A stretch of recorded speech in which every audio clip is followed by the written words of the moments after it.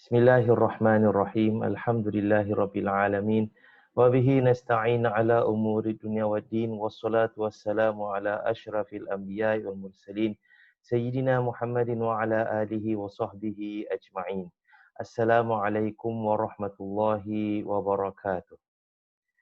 Muslimin dan muslimat dirahmati Allah, kita teruskan pengajian ulum Quran kita terhadap ayat-ayat yang diturunkan lebih daripada sekali. Dan pada kuliah yang lepas, saya dah mulakan pembahasan berkenaan dengan ayat dalam surah Al-Isra yang mana Allah Subhanahu Wa Taala menurunkan ayat berkenaan dengan roh. Firman Allah Subhanahu Wa Taala, A'udzubillahi minasyaitonir rajim. Bismillahirrahmanirrahim. Yas'alunaka 'anir ruh, qulir ruhu min amri rabbi wa ma utitum minal ilmi illa qalila. Sadaqallahul azim. Yang mana bermaksud mereka bertanya kepada engkau, wahai Muhammad sallallahu alaihi wasallam, berkenaan roh. Katakanlah, roh itu adalah urusan Tuhanku dan kamu tidak diberikan ilmu melainkan sedikit sahaja. Jadi ayat ini mengikut para ulama diturunkan sekali di Mekah dan sekali di Madinah. Penurunan di Mekah kisahnya telah saya kupaskan pada kuliah yang lepas. Maka kali ini saya akan teruskan dengan kupasan ayat tersebut berkenaan dengan kisah yang mana ayat ini diturunkan di Madinah pula. Jadi mari kita lihat ayat tersebut daripada buku Ulum Al-Quran yang mana yang saya karang pada muka surat yang 139.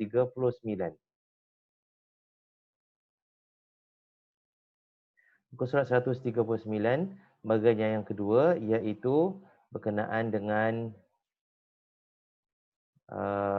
roh tadi ya, 138, minta maaf. Jadi ayat ini yang mana diturunkan sekali di Mekah telah saya bahaskan. Sekarang ini saya akan membahaskan yang diturunkan di Madinah pula. Mengikut ulama hadis yang bahawasanya ayat ini diturunkan apabila Rasulullah sallallahu alaihi wasallam bersama para sahabatnya yang meriwayatkan hadisnya Ibn Mas'ud radhiyallahu anhu berjalan melintasi sekumpulan orang-orang Yahudi. Maka sebahagian daripada orang Yahudi ini beritahu kepada yang lain, tanyalah dia. Iaitu tanyalah Rasulullah SAW. Apa yang dimaksudkan ini? Tanya soalan yang mana mungkin Rasulullah SAW tak boleh jawab. Kerana apa? Kerana soalan ini hanya Nabi saja yang boleh jawab. Tapi risikonya kalau Rasulullah SAW boleh jawab, maka mereka terpaksa mengaku yang Rasulullah SAW benar-benar seorang Nabi. Jadi yang sebagian lain mengatakan, jangan tanya. Jadi satu kumpulan cakap, pergilah tanya. Satu kumpulan lain cakap, jadi dalam kumpulan tu mereka cakap, jangan tanya. Takut nanti kalau Rasulullah SAW boleh jawab soalan tersebut, mereka terpaksa mengaku itu adalah benar-benar Nabi. Jadi seorang kata, sebagian kata jangan tanya, sebagian kata tanya. Maka salah seorang daripada mereka terus pergi kepada Rasulullah SAW. Ini diriwayatkan oleh Ibn Mas'ud. Mereka terus berkata, yang lelaki ini terus jumpa dengan Nabi. Nabi dengan sahabat sedang lalu, terus jumpa pada Nabi. Maka mereka yang lelaki ini tanya kepada Rasulullah SAW, wahai Muhammad, wahai Abul Qasim, beritahu kami tentang roh. Apa itu roh? Apa itu roh? Maka kalau sekiranya kita lihat persoalan yang sama telah diajukan oleh orang Quraisy di Mekah, telah turun ayat tersebut, maka Allah Subhanahu Wa Taala turunkan ayat ini lagi selepas pertanyaan orang Yahudi ini dengan sekaligus terus Allah turunkan sekali lagi, maka Rasulullah sallallahu alaihi wasallam terus menjawab soalan lelaki Yahudi ini, yas'alunaka 'anir ruh, qulir ruhu min amri rabbi wa ma utitum minal ilmi illa qalila. Mereka bertanya kepada engkau berkenaan roh, katakanlah roh itu adalah urusan Tuhanku dan kamu tidak diberikan ilmu melainkan sedikit sahaja. Jadi jawapan inilah yang ditakuti oleh orang-orang Yahudi, kan itu jawapan yang tepat. Jawapan yang tepat sekali. Kerana urusan roh, orang Yahudi tahu, urusan roh tak ada satu manusia pun tahu walaupun Nabi dan Rasul. Jadi kalau Rasulullah SAW jawab, oh roh tu adalah begitu dan begini, maka mereka automatik mereka tahu, ini palsu. Tapi mereka bimbang Rasulullah akan jawab jawapan seperti ini. Roh adalah urusan Tuhanku. Sebab kalau Rasulullah jawab sedemikian, maka tepat seperti mana ilmu mereka, para Nabi dan Rasul pun tak tahu adalah apa hakikat roh, maka jawapan itu menunjukkan kebenaran Rasulullah SAW. Jadi kerana itu orang Yahudi, mereka takut nak tanya soalan, tapi mereka dah tanya. Sekarang Rasulullah dah jawab. Jadi mereka tak ada pilihan. Mereka terpaksa beriman dengan Rasulullah SAW sebab itu adalah Nabi dan Rasul yang benar. Tapi tetap orang-orang Yahudi ini ingkar dan sombong, angkuh, mereka tak mahu mengaku Rasulullah SAW adalah Nabi walaupun mereka tahu segala semua bukti telah dibentangkan kepada mereka bahawasanya Rasulullah SAW adalah seorang Nabi dan Rasul. Jadi ini ayat ini diturunkan 2 kali. Jadi perkara urusan roh ini tak ada siapa yang tahu. Para ulama cuma membahaskan, mereka cuba bahaskan apakah itu roh. Ada mengatakan roh itu adalah makhluk seperti bukannya manusia, bukannya malaikat tapi bentuknya seperti manusia. Ada mengatakan itu, ada mengatakan ini. Jadi banyaklah teori-teori ataupun hipotesis yang diutarakan oleh sebahagian daripada ulama dahulu tentang hakikat roh. Cuma yang paling pendapat yang paling diterima, jumhur ulama terima ialah roh itu adalah unsur yang menyebabkan manusia itu boleh hidup. Sekurang-kurangnya manusia. Ada ulama lain mengatakan ia bukan setakat manusia, maka termasuk juga binatang katanya. Tapi jumhur ulama mengatakan sekurang-kurangnya manusia. Dia adalah unsur yang menyebabkan manusia itu boleh hidup di atas muka bumi ini. Tanpa roh, jasad itu tidak akan hidup. Jadi roh itu adalah seperti power bagi jasad tersebut. Itu saja roh. Bagaimana roh itu, di mana kedudukannya, adakah di jantung kita, adakah di otak kita atau bagaimana, itu kita tak tahu. Kalau pakar kedoktoran mengatakan seseorang itu mati kalau jantung tu berhenti ataupun otak tu dia tidak berfungsi lagi ataupun kedua-duanya, maka dianggap orang tu dah mati. Persoalannya ialah adakah roh tu di jantung? Kalau roh tu di jantung, maka jantung kalau terberhenti, kalau diletakkan pacemaker dan sebagainya, jantung tu boleh bergerak kembali. Kerana jantung tu adalah anggota fizikal. Jadi roh tu bukan jantung. Dan dia tidak terletak dalam jantung. Takkan orang yang jantung berhenti, dia pam, kemudian jantung tu bergerak, roh tu kembali pada jantung. Tidak. Kerana bila dah sampai kematian, roh tu keluar, macam mana dia pam jantung pun, tetap orang tu akan mati, jantung tu tak akan bergerak kembali. Jadi adakah maknanya kalau dah berhenti jantung, roh tu keluar, bila pam, roh tu masuk kembali? Tidak, mustahil. Roh tu kalau keluar terus, maknanya dah mati. Jadi roh itu bukan terletak di jantung dan bukanlah jantung.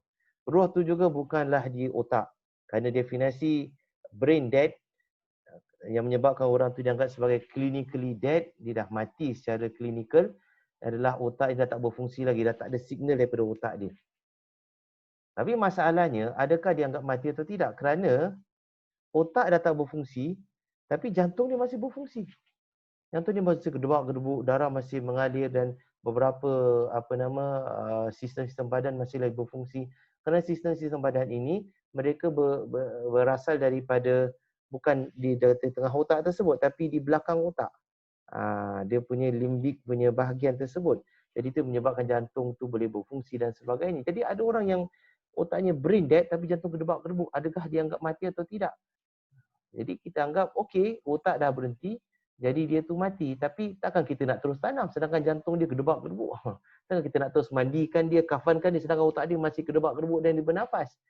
Jadi kena tunggu sampailah jantung dia berhenti. Maka kematian ini ikut pada zahirnya, pertama sekali ialah jantung tu berhenti. Bila jantung berhenti dan tak boleh bergerak lagi, maknanya roh tu dah keluar. Bila roh dah keluar, jantung tak berfungsi, otak tu lama kelamaan akan berhenti berfungsi. Kerana bila jantung berhenti, otak tak akan terus berhenti berfungsi. Otak tu masih lagi boleh berfungsi sebab darah tu masih lagi sampai ke sini dan ada oksigen. Otak tu hanya boleh berhenti berfungsi selepas seminit, 2 minit, dah tak ada oksigen, maka dia tu mati. Bila skala darah tersebut tu dah tak ada, maka dah tak ada oksigen, maka cepatlah otak tu berhenti berfungsi, maka matilah. Iaitu bukan matilah, maknanya betul-betul lah otak tu dah tak ada, jantung dah berhenti, otak tu dah tak berfungsi lagi. Kerana itu kita lihat Islam mensyariatkan bila nak bunuh kambing ataupun binatang sembelih untuk kita makan, kita sembelihnya di leher. Kenapa tak timbaknya? Kenapa tak timbak ke otak? Kenapa tidak cocok dekat otak? Kerana semua perbuatan tersebut akan melambatkan rasa di otak tersebut. Kerana otak ni masih lagi berfungsi. Tapi kalau sembelih, darah tu akan terus keluar daripada otak, dia akan drain out sekali darah pada otak, maka otak tu akan cepat kehilangan oksigen, maka dia akan cepat berhenti berfungsi. Kerana itu kita lihat bila kita sembelih kambing dan ayam sebagainya, sembelih saja dia tak akan mati, dia akan meloncat dan kejang dan sebagainya, kerana dia masih lagi rasa. Selepas tak sampai seminit, mungkin seminit, 10 saat ke apa gitu, otak tu akan berhenti, maka habislah dia. Jadi seseorang yang mati, jantung tu berhenti, otak tu masih lagi dapat merasainya. Buktinya, pernah di Perancis, mereka buat eksperimen, kerana di Perancis dahulu, pada abad ke-18, 17, mereka jatuhkan hukuman mati dengan cara pancung, iaitu diletakkan kepalanya di tempat chopping block namanya, kayu ke apa, kemudian jatuhkan besi, pisau yang besar, terus jatuh kat leher, maka tergoleklah kepala tersebut terjatuh ke bawah, kepala tu diangkat. Jadi mereka buat eksperimen, apabila dah dipotong kepala tersebut, kepala tu mereka letak tepi, mata dah tertutup. Tapi orang tu ketuk meja, terperanjat, mata tu, tinggal kepala je, mata tu terbuka kembali, terperanjat. Jadi maknanya dia masih waras, dia boleh dapat dengar lagi. Walaupun dah terpisah badan daripada badan, jantung dah ke mana, kepala kat sini. Tapi otak dia tu masih lagi berfungsi sebab masih ada darah dan juga masih ada oksigen. Dia dengar, dia buka mata. Jadi maknanya orang yang dipancung, kepala kau jatuh, dia nampak badan dia. Sebab kalau mata dia tak ditutup lah, kerana itu orang yang dijatuhkan hukuman pancung ditutupkan kepalanya dengan kain supaya dia tak nampak apa-apa. Kemudian bila dipancung saja, kepala tu diambil dan letak ke dalam besin dan sebagainya, dia letak tepi. Dia tidak mahu nampakkan orang yang dipancung tu badannya kembalikan, itu mengerikan. Jadi otak ni masih berfungsi. Sehinggalah selepas seminit, masih lagi orang tu ketuk meja, panggil nama orang yang dipancung tersebut. Orang tu masih lagi, yang dipancung tu, kepala tu masih lagi buka mata dia, walaupun perlahan. Masih buka, walaupun perlahan. Kenapa perlahan? Sebab apa? Dah tak ada tenaga lagi. Jadi maknanya lepas seminit pun otak ni masih lagi berfungsi. Masih lagi boleh dengar.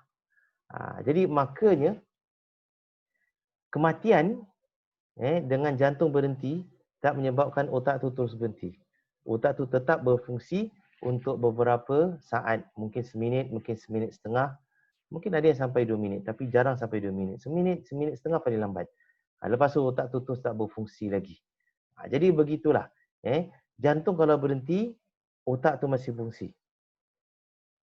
Apabila otak tu berhenti, orang kata clinical death, otak tu berhenti, brain dead lah. Jantung tu masih gedebak-gedebuk. Adakah dia akan mati? Tidak.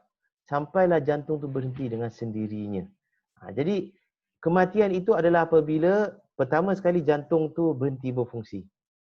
Sampailah seminit kemudian, otak itu, saki-baki yang ada tersebut akan hilang kewarasannya, barulah betul-betul mati. Jadi mati pertama, kemudian mati yang kedua. Kemudian, kalau dia itu brain dead, dia tak boleh anggap sebagai mati, sampailah jantung tu berhenti berfungsi. Jadi di mana kedudukan roh tersebut? Roh tu keluar bila? Waktu jantung tu mula berhenti, ataupun bila otak tu dah berhenti berfungsi? Ini kita tak tahu. Bila orang brain dead, adakah roh tu dah keluar? Ataupun masih ada roh sampai jantung tu berhenti? Kita tak tahu. Kerana ini urusan Allah Subhanahu Wa Taala.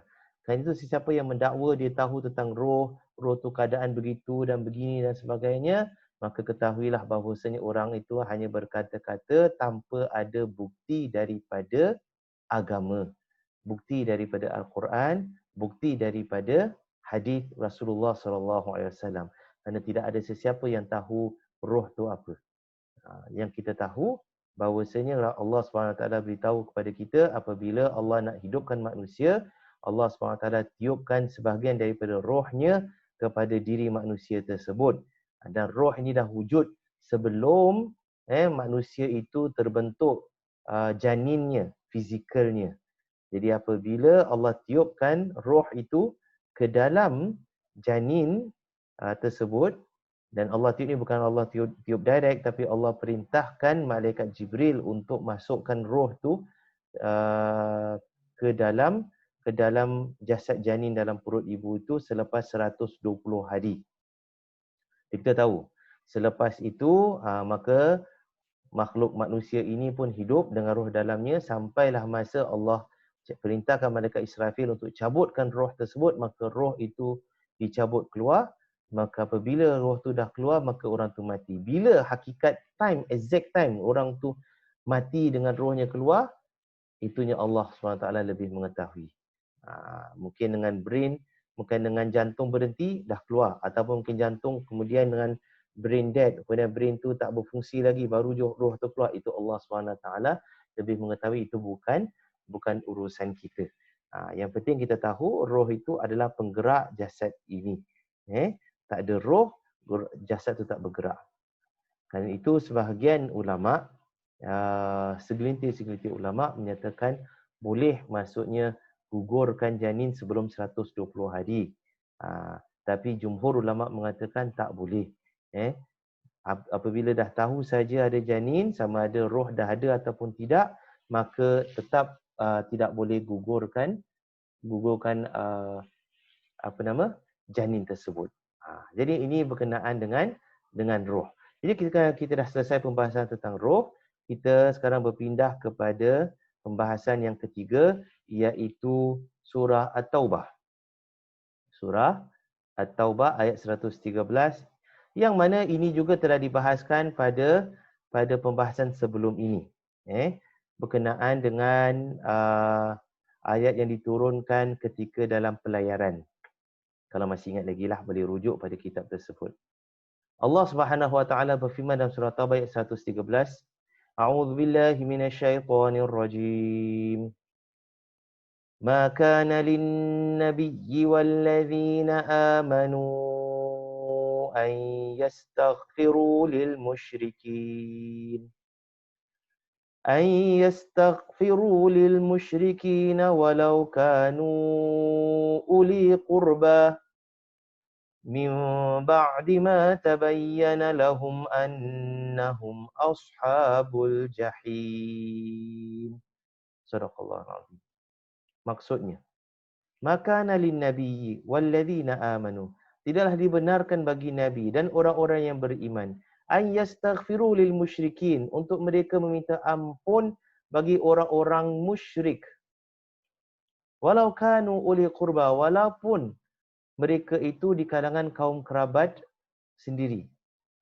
Min ba'di ma tabayyana lahum annahum ashabul jahim, apabila sudah nyata bahawasanya mereka itu adalah orang-orang musyrik ahli neraka. Jadi ayat ini diturunkan oleh Allah Subhanahu wa taala mengikut para ulama, pertama sekali diturunkan di Mekah dan ditujukan kepada Rasulullah sallallahu alaihi wasallam yang berasa sedih atas kematian pakciknya Abu Talib. Abu Talib merupakan seorang yang paling banyak berkorban untuk Rasulullah sallallahu alaihi wasallam. Dialah yang menjaga Rasulullah sallallahu alaihi wasallam daripada kecil. Dia lebih lama bersama dengan Nabi daripada mana-mana sahabat Rasulullah sallallahu alaihi wasallam. Lebih lama bersama dengan Rasulullah sallallahu alaihi wasallam daripada isteri baginda Khadijah radhiyallahu anha. Jadi Abu Talib ini merupakan seorang yang Rasulullah sangat sayang, anggap macam bapaknya sendiri. Abu Talib ini bapa kepada Sayyidina Ali karramallahu wajhah. Jadi sayangnya Rasulullah SAW pada Abu Talib ini sehinggalah pada akhir-akhir hayat Abu Talib, ketika Abu Talib sedang dalam menghadapi nazak, Rasulullah SAW datang jumpa dengan Abu Talib. Ketika itu, ketua-ketua Quraisy semua dah berkumpul di rumah Abu Talib. Abu Talib sedang baring, menunggu saat kematiannya. Maka Rasulullah datang, tak ada orang boleh tahan sebab ini adalah anak saudara Abu Talib seperti anaknya sendiri, ahli keluarganya. Walaupun orang-orang musyrik Quraisy tu Abu Jahal, Abu Lahab, mereka musuh kepada Rasulullah SAW, tetap mereka tak boleh tahan Rasulullah SAW untuk jumpa Abu Talib ketika saat kematiannya. Jadi apabila Rasulullah tiba pada Abu Talib, Rasulullah SAW mohon kepada Abu Talib untuk mengucap kalimah syahadah. Itu saja. Mengucap kalimah syahadah. Abu Talib seluruh hidupnya orang musyrik. Tak pernah solat, tak pernah zakat, tak pernah. Tapi sangat sayang pada Rasulullah SAW, menyokong dakwah Rasulullah SAW, melindungi Rasulullah SAW daripada perbuatan-perbuatan yang menyakitkan Nabi SAW oleh orang musyrik Quraisy. Jadi pada saat terakhir Rasulullah SAW minta Abu Talib mengucap kalimah syahadah. Rasulullah kata, ya ammah, wahai pakcikku yang ku sangat sayangi, mengucaplah kalimah syahadah. Mengakulah aku ni seorang Nabi, nescaya di hari akhirat aku akan berhujah untukmu di hadapan Allah Subhanahu wa taala. Rasulullah kata, aku akan berhujah untukmu di hadapan Allah. Maknanya Rasulullah akan meminta Allah Subhanahu wa taala untuk memasukkan Abu Talib ke dalam syurga. Walaupun sepanjang hidupnya tak pernah sujud kepada Allah Subhanahu wa taala. Begitu sayangnya Rasulullah SAW kepada Abu Talib. Begitu jaminan yang diberikan oleh Rasulullah SAW kepada Abu Talib. Just say the word. Kalimah syahadah. Selamat kau. Syurga. Apa jawab Abu Talib? Abu Talib kata, aku tahu yang kau berkata benar, kau tak pernah berdusta. Ajaran kau itu adalah benar. Tapi kata Abu Talib, kalau aku mengaku yang kau tu Nabi dan mengucap kalimah syahadah pada saat-saat akhir hidup ini, apa kata kaumku nanti terhadap aku? Itu Abu Talib. Dia lebih malu dan bimbang apa kaumnya akan bercakap tentangnya selepas dia mati daripada dia mengucap kalimah syahadah. Kerana Allah SWT tak beri hidayah kepada Abu Talib. Dia nampak kebenaran Rasulullah SAW. Tapi Allah tak beri hidayah, maka dia tak mengucap kalimah syahadah. Kita lihat ini contoh. Berapa ramai daripada kalangan orang-orang musyrik sekarang ini dan sebelum ini dan selepas kita ini yang mengkaji tentang Islam, mengetahui tentang kebenaran Islam, tetapi tidak mahu mengucap kalimah syahadah. Dia tahu Islam tu benar. Dia tahu Islam tu betul. Dia tahu Islam tu cantik. Tapi tidak mahu mengucap kalimah syahadah. Kenapa? Kerana tidak mendapat hidayah daripada Allah SWT. Kenapa Allah tak nak beri hidayah kepada mereka? Allah lebih mengetahui.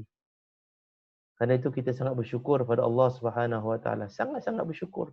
Allah beri kita hidayah. Sehingga kita ini kekal beriman dengan Allah SWT. Maka hargailah hadiah hidayah ini. Hadiah yang sangat berharga daripada Allah SWT ini. Hargainya lah. Jagalah, pupuklah hidayah yang telah Allah berikan kepada kita. Pupuklah, jagalah, kuatkanlah iman kita. Semoga dengan demikian, kita mengakhiri hidup kita di dunia ini dengan kalimah La ilaha illallah. Kita mengakhiri hidup kita ini dengan iman yang masih lagi kuat dan juga bertambah kukuh dalam hati kita. Amin ya rabbal alamin. Jadi, Abu Talib mati dalam keadaan musyrik. Rasulullah SAW sedih. Maka Rasulullah SAW cuba mohon pada Allah keampunan untuk Abu Talib atas segala pengorbanan yang Abu Talib telah berikan sepanjang perjuangan Rasulullah SAW di Mekah tersebut. Tapi Allah SWT turunkan ayat ini dalam surah Taubah.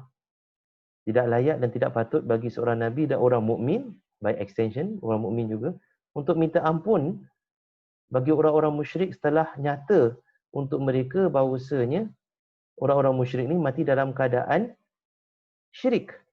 Mereka itu adalah ahli neraka. Sebab siapa yang mati sebagai musyrik dan nyata dia tu mati sebagai musyrik, tak pernah ada bukti dia tu beriman, dan dia uruskan jenazahnya pun, mayatnya pun dengan ikut agamanya, maka dia mati sebagai musyrik dengan zahirnya lah. Hakikatnya Allah SWT lebih mengetahui.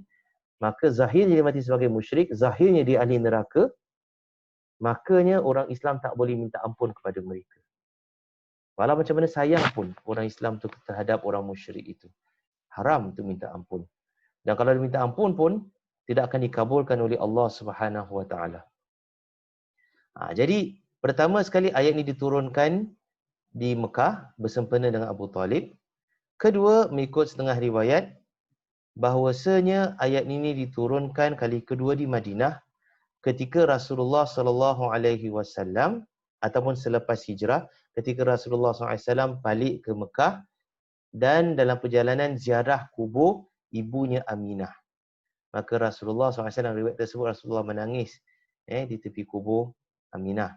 Apabila ditanya, sahabat tanya kenapa Rasulullah menangis, maka Rasulullah SAW memberitahu dan Rasulullah SAW minta mohon kepada Allah keampunan bagi ibunya, tapi Allah SWT tidak perkenankan permintaan Rasulullah SAW. Melalui ayat yang diturunkan ini, ayat 113 surah Taubah. Tidak layak untuk seorang Nabi dan juga untuk orang mukmin untuk minta ampun kepada orang-orang musyrik.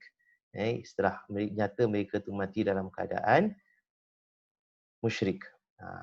Jadi, di sini menjadi hujah kepada sebahagian ulama yang menyatakan bahawasanya ibu Rasulullah SAW mati dalam keadaan musyrik. Dan sebahagian juga mengatakan ayat ini diturunkan apabila Rasulullah SAW ziarah kubur bapanya di Madinah, iaitu Abdullah. Dan sama juga permohonan keampunan yang Rasulullah panjatkan kepada Allah SWT untuk bapanya ditolak oleh Allah SWT. Maka sebahagian ulama berpendapat bahawasanya ibu bapa Rasulullah SAW mati dalam keadaan musyrik. Sebahagian. Dan sebahagian yang lain tidak mahu memberikan apa-apa kata-kata keputusan kerana menghormati Rasulullah SAW sebagai adab kepada Rasulullah SAW.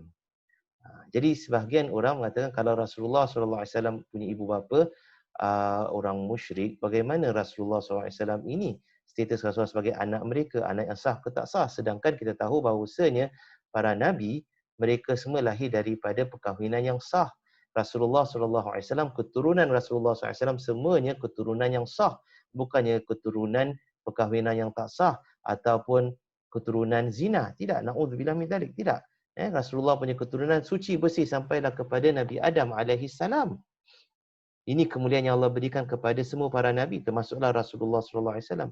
Jadi kalau ibu bapa Rasulullah SAW ini tidak beriman, bagaimana perkahwinan mereka itu sah? Maka jawapannya ialah apa? Sah mengikut syariat mereka. Mengikut agama mereka.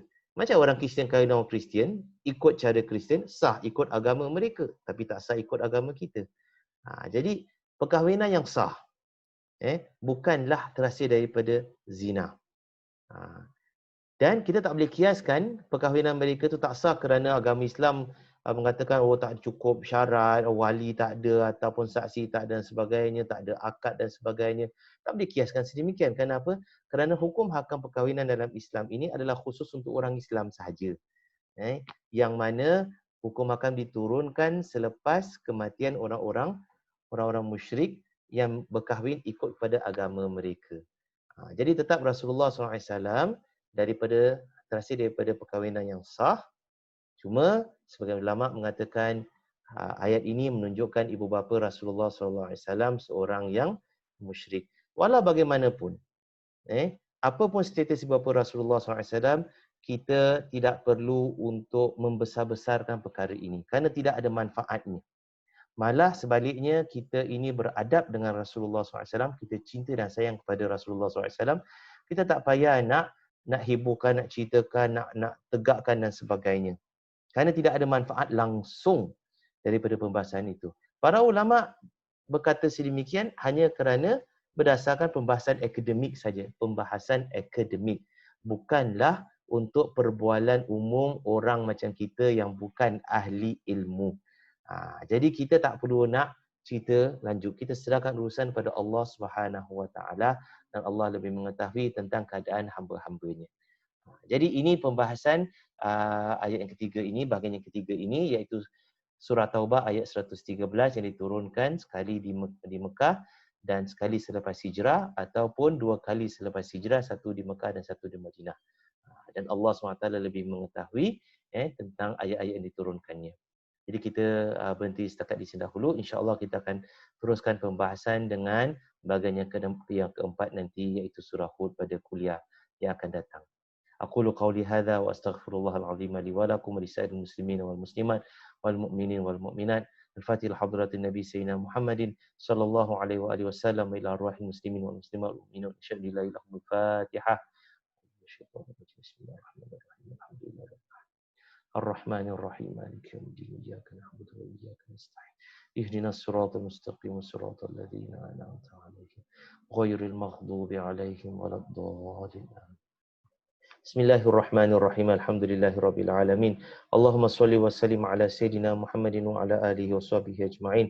Allahumma anfa'na warfa'na bil Qur'anil azim wa barik lana bil ayati wa dhikril hakim wa taqabbal minna innaka antas samiul alim. Allahumma iftah lana min khazaini rahmatika ya arhamar rahimin. Rabbana zidna ilman nafi'a wa sallallahu ala sayidina Muhammadin wa ala alihi wa sahbihi wa sallam. Walhamdulillahirabbil alamin. Assalamualaikum warahmatullahi wabarakatuh.